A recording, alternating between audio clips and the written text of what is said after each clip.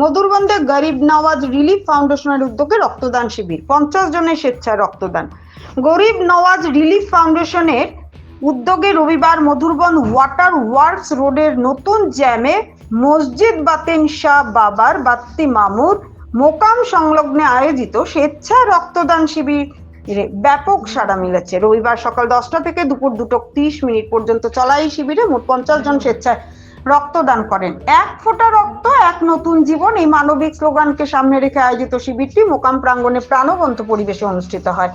রক্তদান প্রক্রিয়া সম্পন্ন করে শিলচর সিভিল হাসপাতালের নেতৃত্বাধীন একটি মেডিকেল টিম শিবিরের সফল আয়োজনে গরিব নওয়াজ রিলিফ ফাউন্ডেশনের সদস্যদের পাশাপাশি সহযোগিতার হাত বাড়িয়ে দেন স্থানীয় যুব সমাজ।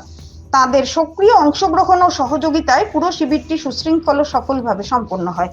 উল্লেখযোগ্য যে দাওয়াতে ইসলামের ভারতের একটি ইউনিট হচ্ছে গরিব নওয়াজ রিলিফ ফাউন্ডেশন। দীর্ঘদিন ধরে জিএনআরএফ ফাউন্ডেশন খাদ্য বিতরণ, মানবিক সহায়তা, নেশা বিরোধী সচেতনতামূলক সভা, শিক্ষা সহায়তা সহ বিভিন্ন জনকল্যাণমূলক কর্মসূচিতে সক্রিয়ভাবে কাজ করে আসছে।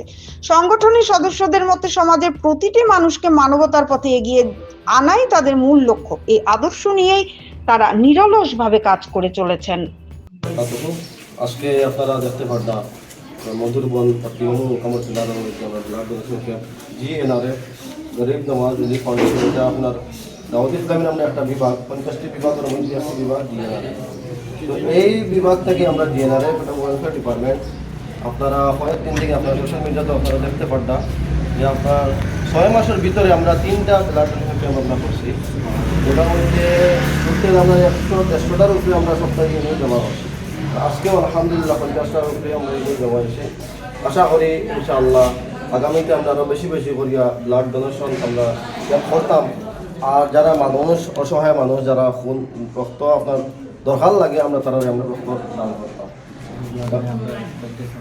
আর আমরা আগামীতে রমজানও সামনে, রমজান মাসের মধ্যে আমরা জিএনআরএফের তরফ থেকে আমরা রেশন কিট আমরা ডিস্ট্রিবিউশন করি। এটার মধ্যেও আমরা ইনশাআল্লাহ করব। আমরা যারা গরিব মানুষ আছেন আমরা দেখি জায়গায় গিয়ে আমরা সার্ভিস করিয়া গিয়ে আমরা দেখি গরিব মানুষ আমরা এটা সাহায্য করি।